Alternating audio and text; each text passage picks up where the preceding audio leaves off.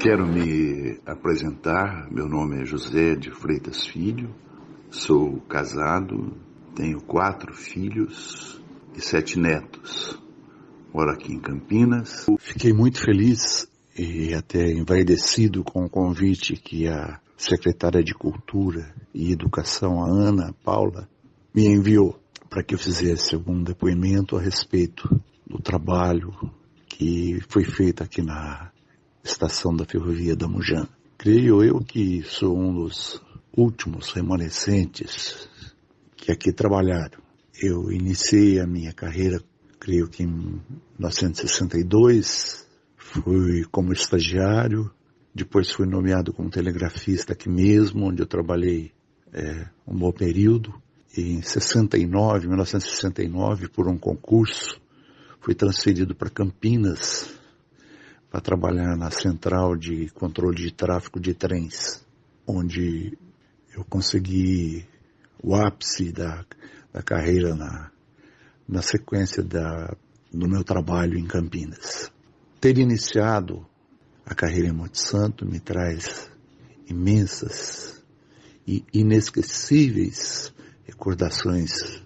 Fico muito feliz, repito mais uma vez, de poder estar dando esse depoimento. A movimentação, ou seja, a rotina do trabalho, havia um chefe da estação, eu acho que eu mandei foto, ele foi acho que o penúltimo a trabalhar aqui em Monte Santo.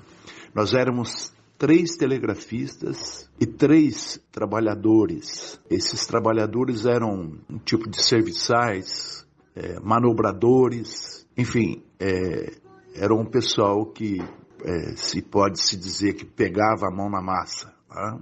E o turno de trabalho era das 6 da manhã às 18 horas. Eram 2 telegrafistas, mais o chefe. E um telegrafista e um portador fazia o plantão noturno das 18 às 6 da manhã. Era uma folga semanal. O trabalho era intenso em razão do movimento de trens. A parte burocrática de trabalho em escritório, tínhamos um controle de staff que era de uma estação para outra. Na época era para Ituaçu e a outra época e do outro lado era para Vicente Carvalhais. E depois passou direto para Catitó e direto para Itamogi. O sistema de telégrafo também era importante, que nós fazíamos um trabalho de contato, autorização, telegramas, informações, etc. Havia essa regional em Guaxupé. E o transporte, todos os trens, havia necessidade de se fazer uma comunicação via telégrafo. O telefone, que era do staff, assim que o trem passava, se avisava que o trem partiu. E o telégrafo nós comunicávamos com a regional em Guaxupé, que o trem havia passado, que o trem deixou vagões, que o trem pegou vagões, etc. Era mais ou menos essa rotina.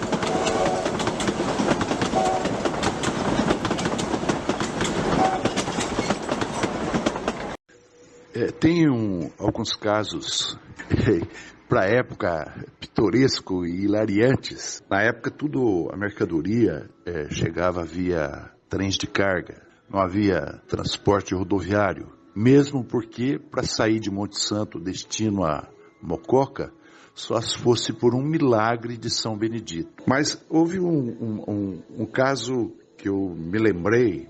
Chegaram várias caixas para aquele atacadista que havia em Monte Santo, o irmão Silva, e tinha dentro dessas caixas, tinha embalagem do Pinho-Sol, que era em vidro. E quebrou algumas. Quando acontecia isso, obviamente era segurado, a companhia repunha, pagava-se o valor, etc. Mas eu não vou declinar o nome, mas um dos funcionários pegou aquele pinho-sol e pensou que era alguma coisa para o cabelo e passou aquilo na cabeça. Aquilo em menos de 5 minutos começou a pegar fogo, né? Vocês imaginam que cena. Outro caso também bem pitoresco, ocorreu que uma caixa, dessas caixas também, de vez em quando acontecia muito, né? Aquela embalagem de Alka-Seltzer, antes do Sonrisal, né? E lá dizia-se que era para azia, má digestão, etc. Tal. E um desses funcionários engoliu o comprimido inteiro e começou a beber água. Obviamente que aquilo começou a ferver no estômago, né? E aquilo foi uma gritalhada, uma cena que ficou marcado, né? Agora, um fato triste ocorreu numa noite que eu estava de plantão, eu e o senhor Lazinho Jerônimo, nós estávamos de plantão, o noturno acabou de sair e ficou um senhor no saguão de entrada, que tinha um banco grande ali, ele estava com uns 2 sacos nas costas, que na época parecia muito andarilho pela linha, né?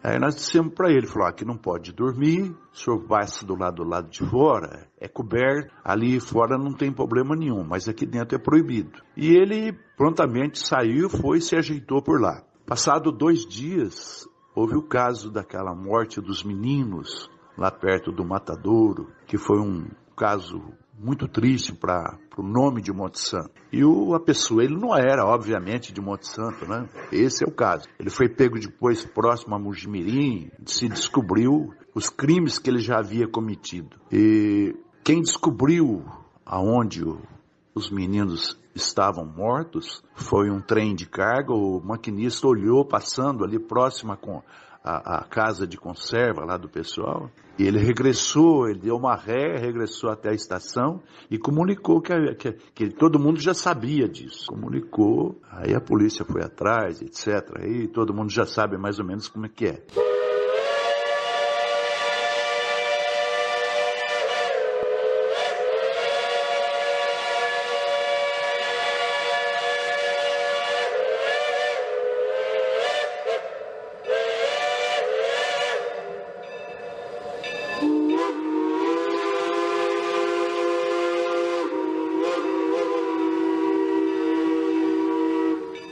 Ali próximo onde era o matadouro, ficava a residência do pessoal da turma de conserva do trecho entre Monte Santo e Itiguaçu e Monte Santo a Carvalhais.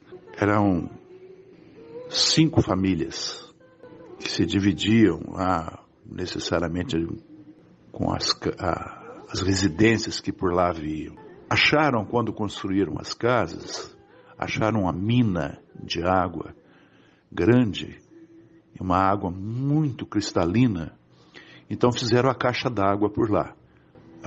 Na época, em Itiguaçu não havia caixa d'água, então necessariamente chegando a Monte Santo, essa caixa d'água servia para abastecer as locomotivas a vapor. E essa mesma caixa d'água, ela fornecia água para a estação, para a casa do chefe da estação e para aquela casa aí ao lado, onde moravam o conferente e o telegrafista.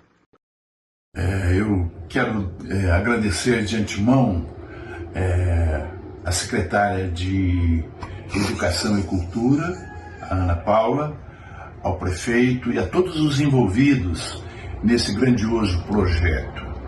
Eu reputo que é uma coisa que vai ficar muito marcada na minha vida e espero que a população de Monte Santo possa usufruir dessa grandiosidade que hoje está sendo inaugurada. Eu fiz a narrativa direto do meu escritório, onde eu tenho umas réplicas em madeira de locomotivas diesel e vapor, e um quadro muito especial que foi pintado, extraído de uma foto de uma das primeiras composições de trens que chegaram a Monte Santo, trens de carga. Um grande abraço a todos.